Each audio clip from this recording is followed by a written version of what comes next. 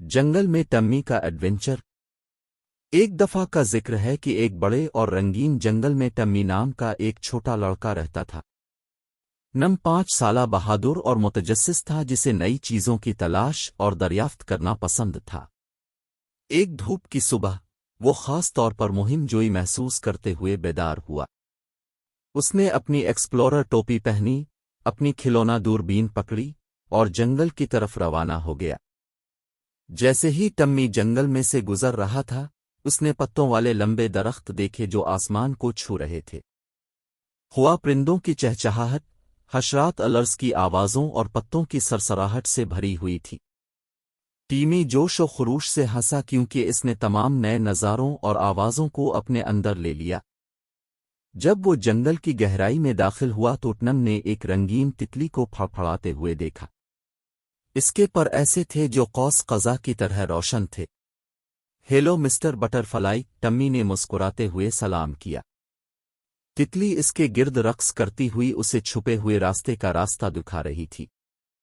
تتلی کا پیچھا کرتے ہوئے ٹمی تھوڑی دیر چلتا رہا یہاں تک کہ وہ ایک کلیئرنگ پر پہنچ گیا۔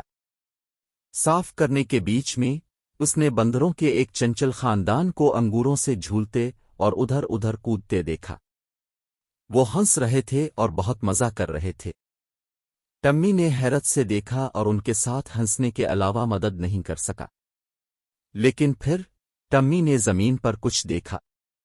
یہ ایک اداس نظر آنے والا ہاتھی تھا جس کا نام ایلی تھا۔ ایلی اپنے آپ کو کیچڑ کے گڑھے میں پھنس چکی تھی اور باہر نہیں نکل سکتی تھی۔ ٹمی جانتا تھا کہ اسے مدد کرنی ہے۔ اسے ایک لمبی، مضبوط چھڑی ملی اور اسے احتیاط سے ایلی کی طرف بڑھا دیا۔ تھوڑا سا ٹیم ورک کے ساتھ وہ ایلی کو کیچڑ سے آزاد کرنے میں کامیاب ہو گئے۔ آپ کا شکریہ، ٹمی، ایلی نے خوشی بھری طرح آواز کے ساتھ کہا۔ ٹمی نے ایلی کے تنے کو تھپکی دی اور مسکرا دیا۔ اس نے جنگل میں ایک نیا دوست بنایا تھا۔ جیسے ہی سورج غروب ہونے لگا، ٹمی نے محسوس کیا کہ گھر واپس جانے کا وقت آ گیا ہے۔ اس نے اپنے نئے بندر دوستوں اور ایلی دی ہاتھی کو الوداع کیا۔ اس نے جو راستہ اختیار کیا تھا اس پر چلتے ہوئے اس نے اپنے قدم پیچھے ہٹائے۔ گھر واپس ٹمی کی ماں پریشان تھی کیونکہ وہ کچھ دیر کے لیے گیا تھا۔